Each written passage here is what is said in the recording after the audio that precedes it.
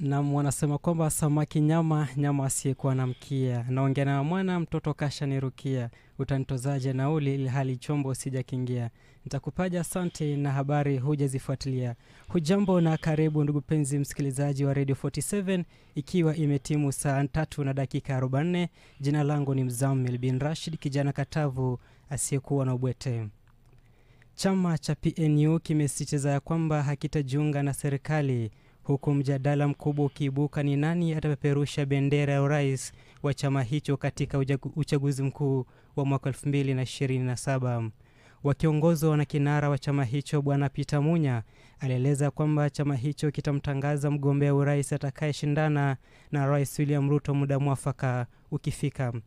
Tukisonga mbele ni kwamba usajili wa makurutu kujiunga na idara ya polisi utaendelea siku ya Jumatatu tarehe 17 mwezi huu kama ilivyokuwa imeratibiwa.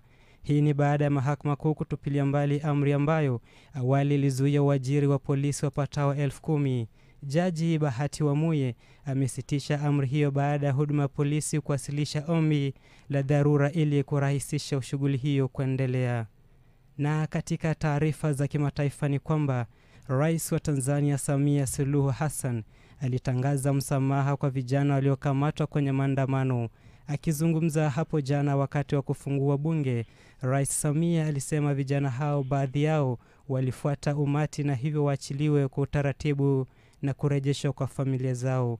Kufikia hapo nimetamatisha taarifa zetu. Tupatane saa 4 kwa mengi zaidi. Nimekuwa wako Mzammil bin Rashid, kijana katavu asiyekuwa na bwete, na kipindi cha Bahari Elimu kinaendelea. Katavu manake nini?